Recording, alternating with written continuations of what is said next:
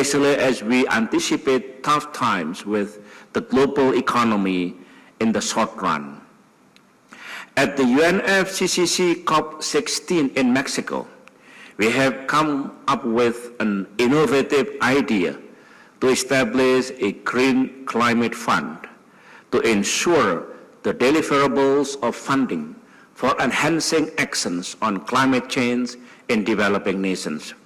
We fully support this initiative and will actively be involved in the process to establish the fund in Durban at the end of this year. The big question is whether the developed and developing world can now move on and come up with transformative solutions. Every year, in keeping with evolving economic and diplomatic circumstances, we kept modifying our ambitious goal to reduce greenhouse gas emissions. We all remain committed to the principle of common but differentiated responsibility and respective capability. Yet, I also believe that developed countries must take the lead, and developing countries must also do more. Finding that precise balance and right division of labor between developed and developing countries have not been easy, but without it, there can be no climate stability for our planet.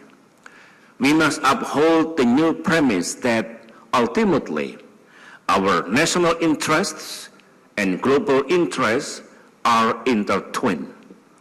We in Indonesia have long known that. We know that we are poised for higher growth and for an important role as part of the climate solutions.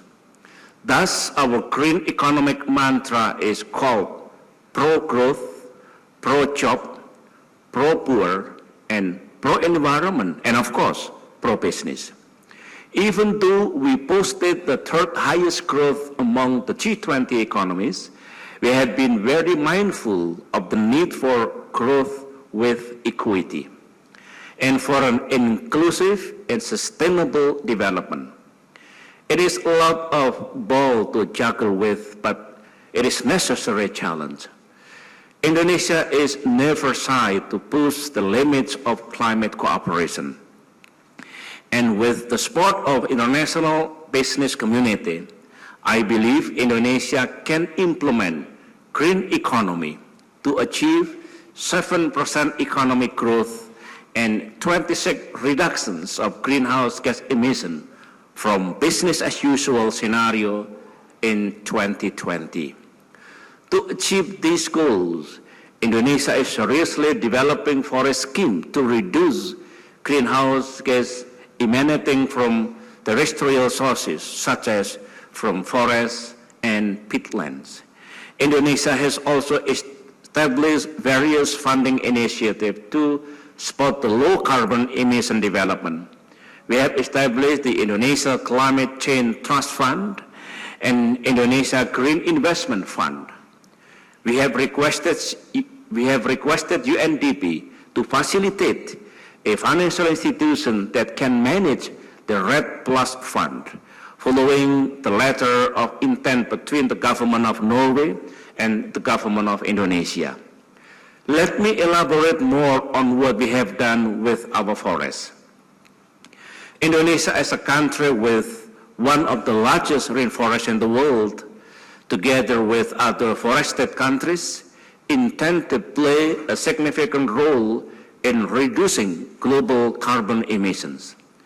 At the global level, Indonesia has spearheaded greater cooperation to conserve and manage forest sustainability through the Forest 11 Forum. The F11 was established to ensure that forestry countries can collectively be part of the global climate solution, while also attending to their rightful economic and social development needs. I am pleased that the F11 has produced several collaborative projects which can be complemented with other international deforestation emission reduction initiatives. We are also actively pursuing bilateral forestry cooperation. For example, Indonesia has promoted creative forestry partnership with Norway, the Republic of Korea, Australia, Germany, Great Britain, Japan, United States, and other countries. These programs will add value to the current Sumatra Landscape Program financed by a Debt for Nature swap scheme. We invite all of you to join our endeavor in preserving and expanding these crucial carbon sinks in high biological diversity areas. In the context of national policies, Indonesia has developed a REDD+ strategy that supports strong economic growth and reduce greenhouse gas emission. Our REDD+ action goals will be attained through greater sustainable peatland and forest management. Working with our partners, we will protect Indonesia's globally significant carbon and biodiversity-rich tropical rainforests. This partnership aims at helping local populations become more prosperous and not impede their development aspirations. Furthermore, REDD+ is an example of a new course for managing Indonesia's natural resources without abandoning industries vital to the economy. It is about sustainability for continued growth, enhance human capital, ensure social equity, while at the same time achieving our emission reduction goals. Consistent with the REDD+ initiative, Indonesia offers to allocate the expenses of plantation and other economic activities to already degraded or low carbon areas. Indonesia has more